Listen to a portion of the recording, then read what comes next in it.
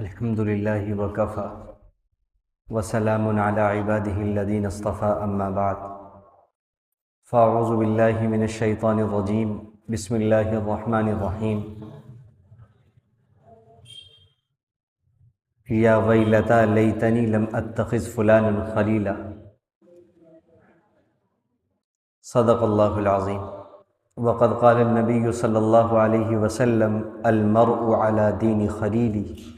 فَلْيَنْظُرْ أَحَدُكُمْ مَنْ يُخَالِلُ أَوْ كَمَا قَالَ عَلَيْهِ الصَّلَاةُ وَالسَّلَامُ اللهم صل على سيدنا محمد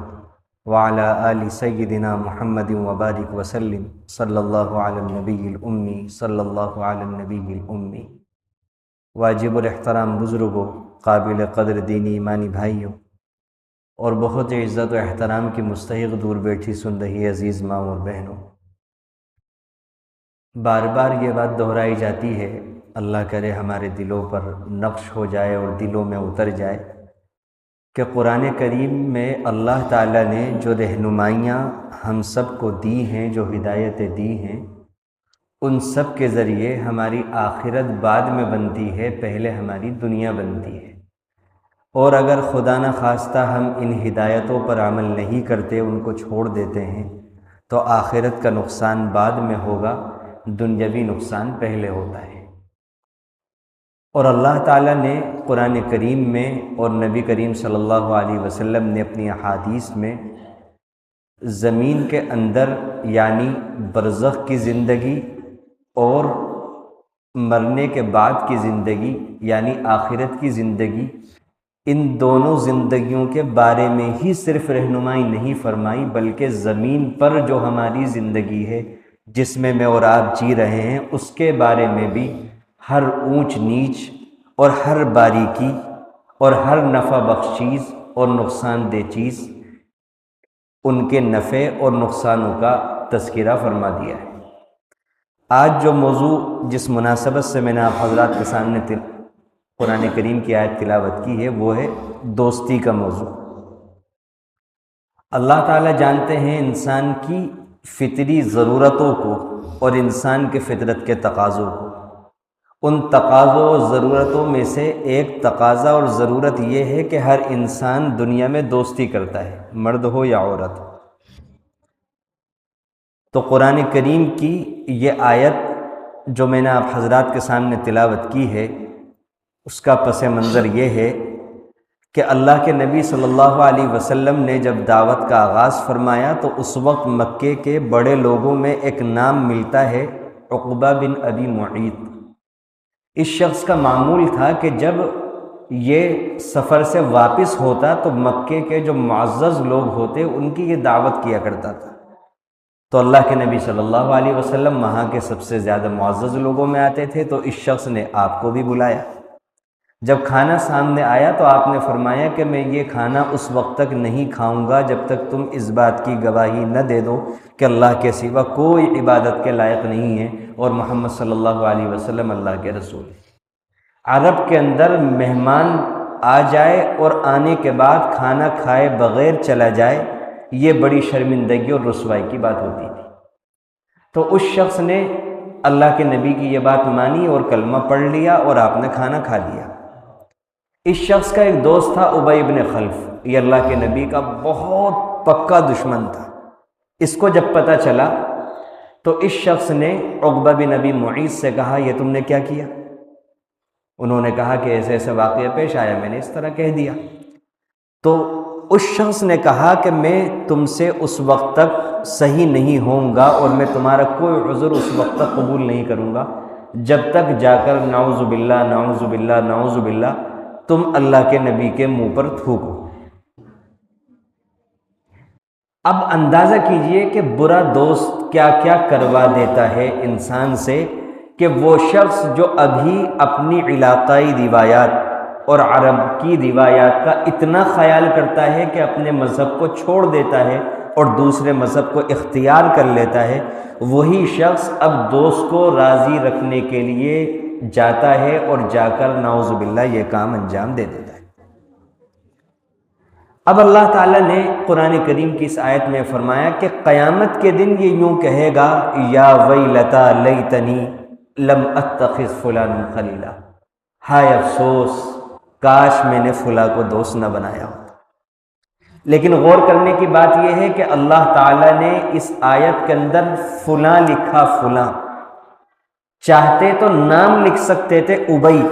لم اتخذ ابی خلیلا، کہ کاش میں ابی کو دوست نہ بناتا، لیکن فلاں اس لیے لکھا تاکہ قیامت تک آنے والے جتنے بھی لوگ اس آیت کو پڑھیں گے، اس آیت کا مذاکرہ کریں گے، وہ یہ سمجھیں گے کہ یہ صرف ایک واقعہ نہیں ہے، بلکہ کوئی بھی شخص اگر کسی ایسے شخص سے دوستی کرتا ہے کہ جس کے ساتھ وہ مل کر گناہ کرتا ہے، جرم کرتا ہے، کرائم کرتا ہے، تو وہ شخص قیامت کے دن اپنے اس دوست کے بارے میں یہی کہے گا، ہائے افسوس کاش میں نے فلاں سے دوستی نہ کی۔ قرآن نے کہاں تک رہنمائی کی ہے، دوستی پر بھی رہنمائی ہے۔ خلیل ہر دوست کو نہیں کہتے، خلیل کہتے ہیں اس دوست کو جس سے بڑا دلی تعلق ہوتا ہے، دلی محبت ہوتی ہے، جس کو جگری یار کہا جاتا ہے، اور آج کی زبان میں جس کو بیسٹ فرینڈ کہا جاتا ہے۔ انسان کے اخلاق، کردار، خیالات، اس کی سوچ، سب چیزوں پر سب سے زیادہ جن لوگوں کا اثر ہوتا ہے ان میں سے ایک جگری دوست ہے۔ اس لیے قرآن کریم نے اس واقعے کو نقل کر کے کہا، لم اتخذ فلان خلیلا، کہ ہر انسان، ہر لڑکا اور لڑکی، مرد یا عورت، کسی کو بھی جگری دوست، بیسٹ فرینڈ بنانے سے پہلے یہ سوچ لے کہ میں کس کو دوست بنا رہا ہوں یا بنا رہی ہوں، کیونکہ میرے اس دوست کے اخلاق، اس کا کردار، اس کے خیالات، اس کی سوچ، وہ ساری کی ساری میرے اندر منتقل ہونے والی ہے، جس کو آپ نے حدیث میں فرمایا، المرء علی دین خلیلی، انسان اپنے دوست کی روش پر ہوتا ہے، جگری یار کی روش پر چلتا ہے۔ فَلْيَنْظُرْ أَحَدُكُمْ مَنْ يُخَالِلُ، تو تم میں سے ہر شخص کو دیکھنا چاہیے کہ کون کس سے دوستی کر رہا ہے۔ اب ہم جب اس آیت اور حدیث کو اپنی زندگی میں لے کے جاتے ہیں اور آنکھ بند کر کے ذرا سی دیر کے لیے سوچتے ہیں تو یہ آیت چونکا کر کے رکھ دیتی ہے اور جھنجھوڑ کر کے رکھ دیتی ہے، کیونکہ جس زمانے میں ہم جی رہے ہیں اس زمانے کے اندر 3-4 سال کے بچے سے لے کر اور بڑی سے بڑی عمر تک، لڑکا ہو یا لڑکی، ہر کسی کو دوستی کرنے کا بے انتہا شوق ہے۔ چھوٹا سا بچہ کہتا ہے کہ یہ میرا دوست ہے، اپنے دوست سے مذاق میں فون کے اوپر کسی چیز کو لے کر کے بچے کھیل کھیل میں بات کر رہے ہیں کہ میں اپنے دوست سے بات کر رہا ہوں۔ یہ انسان کی فطرت میں اللہ نے یہ بات رکھی ہے، اور جو اس زمانے کے اندر بہت زیادہ بڑھ گئی، یہ تو ہے، یہ تو پائی جائے گی۔ اب جھنجھوڑنے والی اور حیران کن اور پریشان کن بات یہ ہے کہ اس زمانے کے اندر اور کسی بھی زمانے کے اندر چھوٹی عمر کے بچے کو یا بچی کو اس بات کا شعور نہیں ہوتا عام طور سے کہ مجھے کس سے دوستی کرنی چاہیے یا نہیں کرنی چاہیے۔ یہ تو بہت سمجھدار، ذہین، فکر مند ماں باپ جو ہوتے ہیں، جنہیں اپنے بچوں کو بہترین انسان بنانا ہوتا ہے، اچھا مسلمان بنانا ہوتا ہے، ان کی دنیا اور آخرت سنوارنے کی فکر ہوتی ہے، تو وہ بچوں کو رہنمائیاں دیتے ہیں، بچے کو بھی بچی کو بھی، کہ کس کو دوست بنانا ہے، کس کو نہیں بنانا،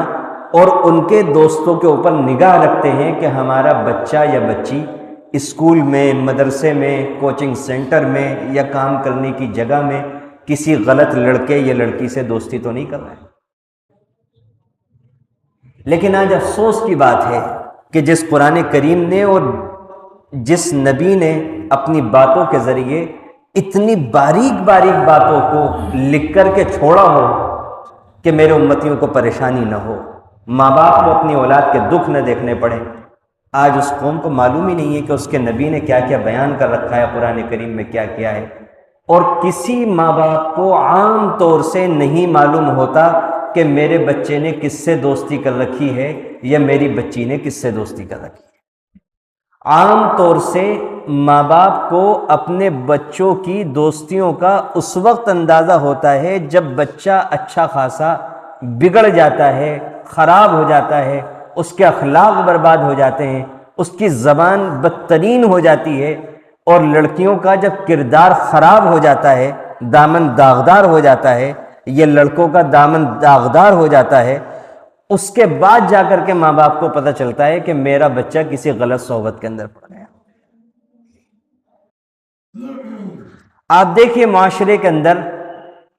ابھی کچھ مہینوں پہلے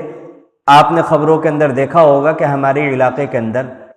صرف ایک آدھ واقعہ نہیں، کتنے واقعات ایسے ہوتے ہیں جو لوگ نگاہ رکھتے ہیں ان کے علم میں ہوں گے کہ 13 14 سال کے لڑکے اور لڑکیوں کے دوستیوں کے اور دوستی کے بدترین بھیانک ترین انجام کے واقعات کس کثرت کے ساتھ رونما ہو رہے ہیں۔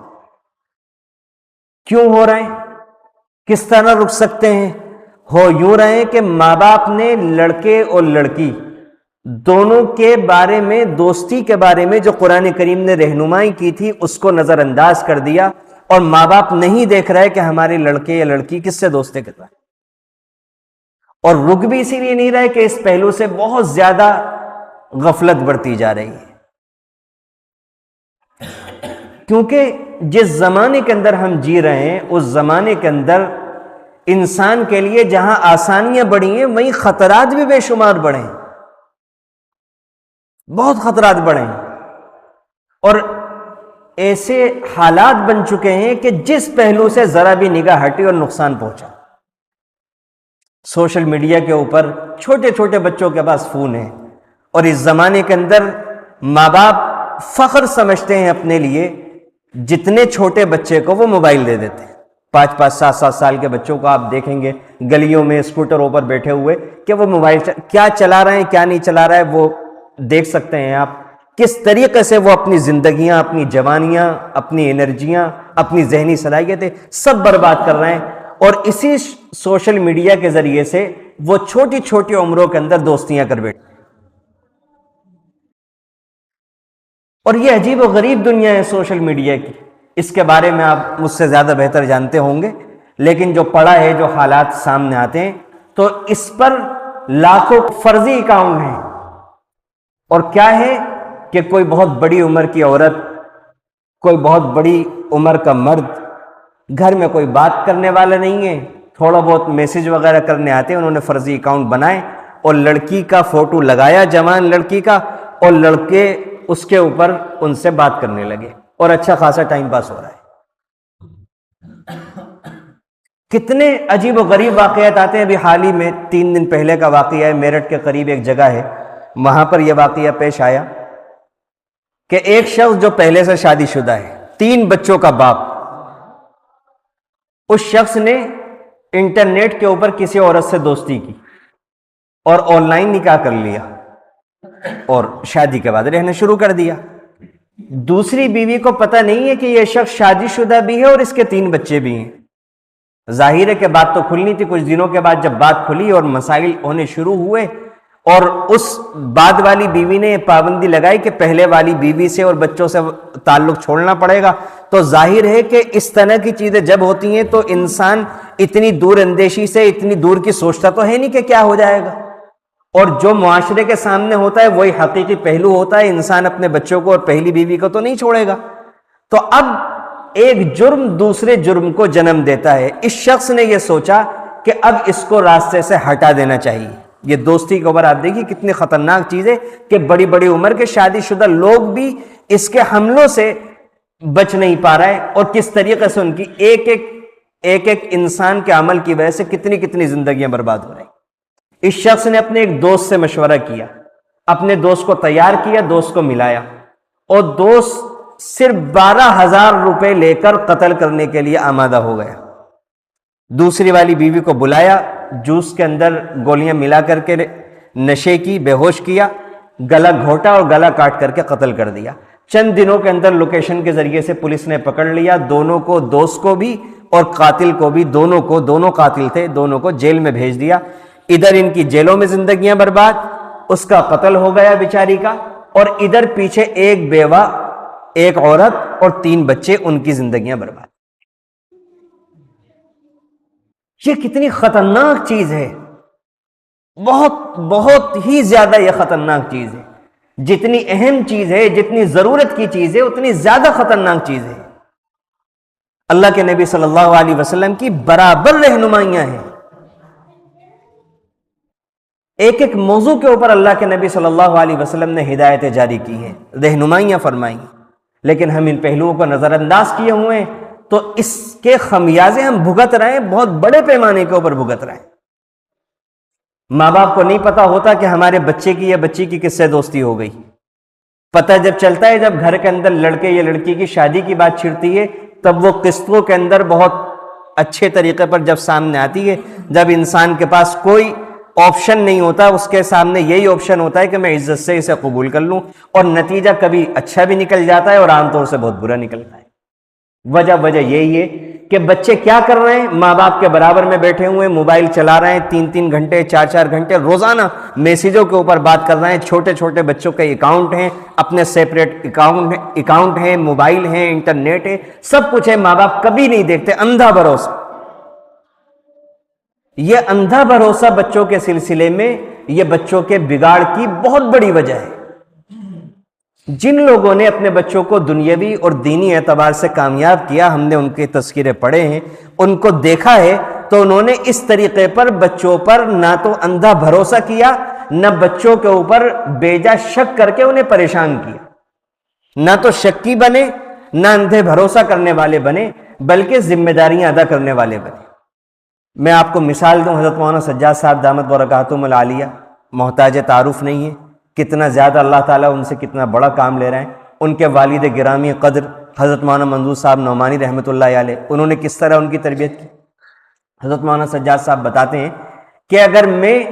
کسی نماز کے بعد، وہ جب نماز پڑھاتے تھے تو سلام پھرتے ہی دیکھتے تھے کہ سجاد کس کے برابر میں کھڑے ہوئے ہیں۔ اس وقت 10 11 12 سال عمر تھی، اور بتاتے ہیں کہ اگر میں نے 3 4 نمازیں کسی اجنبی لڑکے کے ساتھ ایک ساتھ پڑھ لی تو فوراً مجھے بلا کر سوال ہوتا تھا کہ یہ اجنبی لڑکا کون ہے جس کے ساتھ تم نماز پڑھو؟ لڑکا ہے۔ بعض جگہ یہ سوچتے ہیں کہ تربیت لڑکیوں کی ہونی چاہیے، لڑکے کو چھوڑو، بات تو ایک ہی ہے، لڑکی کی عزت خراب ہو یا ہمارے لڑکا کسی کی عزت خراب کرے، نقصان تو دونوں صورتوں میں۔ اللہ کے یہاں لڑکے اور لڑکی کے لیے گناہوں کا فرق تو ہے نہیں، اللہ کے یہاں تو دونوں کے لیے سزا برابر ہے۔ ہاں، معاشرے کے اندر فرق ضرور ہے کہ لڑکی کا دامن اگر خراب ہو تو اس کو بہت ساری پریشانیاں ہوتی ہیں، لڑکا کتنا بھی اس کا دامن گندا ہو لڑکے کو کوئی پریشانی نہیں ہوتی، لیکن اللہ کے یہاں تو یہ اصول نہیں ہے۔ اور انہوں نے اپنے مزید واقعات سنائے کہ بچپن میں ایک نوجوان تھا ان کے محلے کے اندر، وہ نوجوان اسکول کے ساتھ حفظ کیا کرتا تھا۔ اس نوجوان نے کہا کہ آپ مجھے کسی نماز کے بعد 10 15 منٹ دے دیا کریں، میرا قرآن سن لیا کریں۔ انہوں نے سوچا یہ تو اچھا کام ہے، انہوں نے کرنا شروع کر دیا۔ پہلے ہی دن جب جو وقت تھا گھر آنے کا، پھر میں وہی دہراؤں گا، لڑکے ہیں، گھر میں نہیں پہنچے، 10 15 منٹ لیٹ ہوئے، باپ خود نکل کر کے آئے حضرت مولانا منظور نعمانی صاحب، اور دیکھا مسجد میں بیٹھے ہوئے کسی بچے کا قرآن شریف سن رہے، واپس چلے گئے۔ اس وقت کچھ نہیں کہا۔ جب وہ 15 20 منٹ بعد فارغ ہو کر گئے، پوچھا یہ کیا کر رہے تھے تم، کون بچہ ہے؟ بتایا کہ اس طرح قرآن شریف سن رہا تھا۔ تو والد صاحب نے سوال کیا کہ یہ کس سے پوچھ کر کے تم نے کام شروع کیا؟ مجھ سے پوچھا۔ انہوں نے کہا نہیں، آپ سے تو نہیں پوچھا۔ تو کہنے لگے کہ آئندہ کوئی بھی کام ہو مجھ سے پوچھے بغیر آپ نہیں کرو گے، اور اس لڑکے سے 2 دن کے لیے معذرت کر لو، 2 دن کے بعد میں بتاؤں گا کہ اس عمل کو جاری رکھنا ہے یا بند کرنا ہے۔ اور حضرت نے بتایا کہ اس کے بعد والد صاحب نے 2 دن تک مجھے بتائے بغیر اس علاقے کے ذمہ داروں سے کہا کہ اس گھر کی، اس لڑکے کی، اس کے والد اور اس کی والدہ، ان کا گھرانہ، ان کا ماحول کیسا ہے، سب مجھے ڈیٹیل نکال کر بتائیے۔ جب محلے کے لوگوں نے، ذمہ دار لوگوں نے تصدیق کر دی، تسلی کا اظہار کر دیا کہ بہت دیندار گھرانہ ہے، بہت اچھی فیملی ہے، بہت اچھے لوگ ہیں، اور ان کی فیملی میں کوئی بھی غلط قسم کا آدمی نہیں ہے، نمازوں کے پابند ہیں، قرآن کریم سے تعلق رکھنے والے، محبت رکھنے والے لوگ ہیں، تب اجازت دی کہ ٹھیک ہے آپ ان سے تعلق رکھ سکتے ہیں۔ تب جا کر کے ایسے بچے تیار ہوتے ہیں کہ پورے عالم کو سیراب کر رہے ہیں۔ وقت ہوتا تو میں آپ کو بتاتا کہ حضرت مولانا منظور نعمانی صاحب رحمۃ اللہ علیہ کے اولادوں میں ایک حضرت مولانا عتیق الرحمن صاحب برطانیہ کے اندر رہے، ایک شاندار قرآن کریم کی تفسیر لکھی، محفل قرآن لاجواب، تقریباً 18 پاروں کی تفسیر کی، 6 جلدوں میں کام مکمل نہیں ہو سکا، بے انتہا تصنیفات لکھی۔ ایک بیٹے مولانا حسان نعمانی صاحب قرآن کریم کا شاندار ترجمہ لکھا، بہت مختصر، بہت آسان، اردو ہندی دونوں میں چھپا ہوا ہے، بہت ہی شاندار کام۔ اور حضرت مولانا سجاد صاحب تو مشہور و معروف ہیں، بچیوں سے اور بچوں سے اللہ تعالیٰ نے کیا کام لیا آج دنیا وہ دیکھ رہی ہے، لیکن یہ بچے ایسے بنے کیسے، ان کے پیچھے ماں باپ کی تربیت کس طرح تھی، یہ ہم میں سے ہر ماں باپ کو سیکھنے اور سمجھنے کی ضرورت ہے کہ بچوں کو ایسا بنایا کیسے جاتا ہے۔ وقت ہوتا تو میں آپ کو سناتا شیخ الحدیث حضرت مولانا زکریا صاحب رحمۃ اللہ علیہ کی بیٹیاں کیا تربیت کی تھی انہوں نے بچیوں کی۔ روزانہ حضرت مولانا زکریا صاحب رحمۃ اللہ علیہ کے یہاں 50 سے 200 250 300 مہمان روزانہ آتے تھے، گھر میں کوئی خادمہ نہیں تھی، بچیاں کھانا تیار کیا کرتی۔ اور کس طرح آپ سنیے، یہ ہم نے پڑھا اور سنا ہے ان لوگوں سے جنہوں نے آنکھوں سے دیکھا کہ کھڑکی تھی جہاں وہ بیٹھتے تھے اور گھر کی طرف وہ کھڑکی کھلتی تھی، وہ کھڑکی کھولا کرتے تھے حضرت مولانا زکریا صاحب رحمۃ اللہ علیہ اور کہتے تھے بیٹی جنت کمانے کا وقت آ گیا۔ اور اندر سے آواز آتی تھی کہ ہاں ابا جان میں تو بہت دیر سے اللہ سے دعا کر رہی تھی، اللہ کیا بات ہے آج کوئی مہمان نہیں آیا، ابا جان کتنے لوگ ہیں، بیٹے آج تو بہت کم ہے بس 50-70 لوگ ہیں۔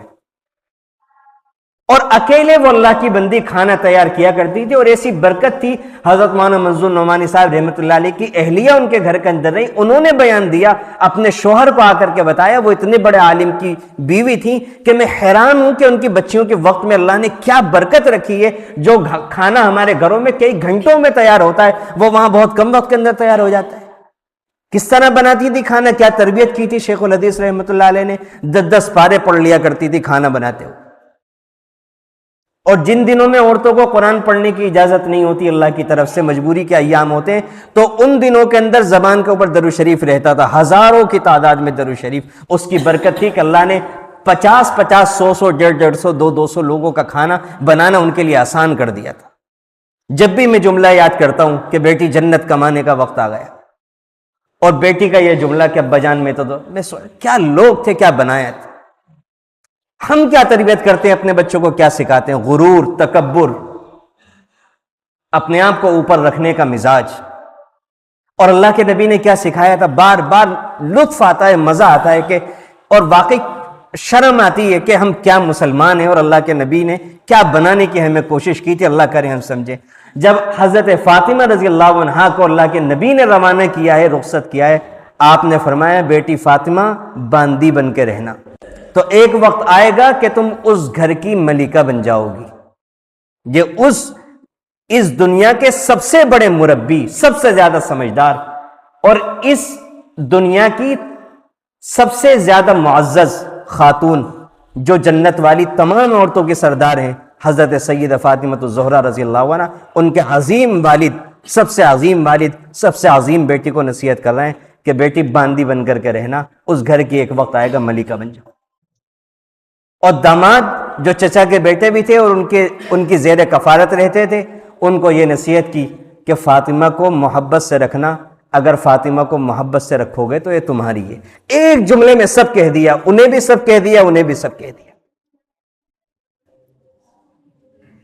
آج ہمیں پتہ ہونا چاہیے کہ ہماری بچیاں اگر کسی جگہ پر کام کر رہی ہیں،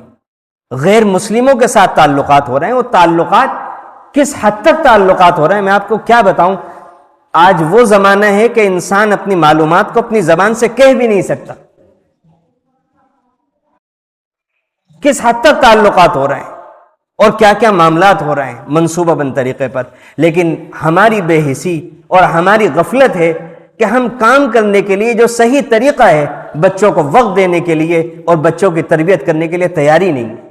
زندگی کے سب سے اہم کاموں میں سے ایک اہم کام بچوں کی تربیت ہے۔ انسان باہر کتنا بھی کامیاب ہو جائے، اگر بچوں کی صحیح تربیت نہ کر سکے، بہت بڑی خامی ہے اس کی زندگی کے۔ عربی کے اندر ایک کہاوت ہے جس کا ترجمہ میں آپ کو سناتا ہوں کہ یتیم وہ شخص نہیں ہوتا جس کے ماں باپ مر جائیں،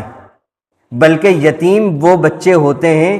کہ جو علم اور عمل سے محروم رہ جائیں، اس کی وضاحت میں ایک عالم دین نے لکھا ہے کہ وہ باپ جس کے پاس کمانے ہی کے لیے وقت ہوتا ہے، بچوں کو دینے کے لیے وقت نہیں ہوتا، اور وہ ماں جس کو تربیت کرنے کا سلیقہ نہیں آتا، ان کے بچے بھی یتیم ہی ہوتے ہیں، کیونکہ بچوں کی تربیت ہی نہیں ہو پاتی، پتہ ہی نہیں چل پاتا بچوں کو کہ ہمیں آگے کیا حالات پیش آنے ہیں، ان حالات میں کیا رہنمائی ہے، ہمیں ان حالات سے کیسے نکلنا ہے، ان پریشانیوں کا کیسے مقابلہ کرنا ہے۔ یہ ماں باپ ہی تو ہوتے ہیں جو اپنے تجربات کی روشنی میں بتاتے ہیں، اور ماں باپ کے اپنے ہی مسئلے نہ نمٹ رہے ہوں تو بچوں کو کیا بتائیں گے؟ بچوں کو برداشت کیسے سکھائیں گے؟ بچوں کو درگزر کرنا اور معاف کرنا کیسے سکھائیں گے؟ بچوں کو انصاف پر قائم رہنا کیسے سکھائیں گے؟ اللہ کے نبی صلی اللہ علیہ وسلم نے فرمایا کہ ایسے شخص سے دوستی کرو کہ جسے تم دیکھو تو اللہ یاد آئے، جب وہ گفتگو کرے تو تمہارے علم میں اضافہ ہو، اس کے عمل کو دیکھ کر آخرت کا یقین پیدا ہو۔ اور کیا کیا اللہ کے نبی صلی اللہ علیہ وسلم نے اس سلسلے میں رہنمائیاں فرمائی۔ تو اس لیے ہمیں اپنے بچوں کو تربیت دینی چاہیے کہ ہمارے بچے اور بچیاں ایسے بچے اور بچیوں سے دوستیاں کریں کہ جو دور اندیش ہوں، جن میں غصے کے وقت غصوں کو قابو میں کرنے کا مزاج ہو،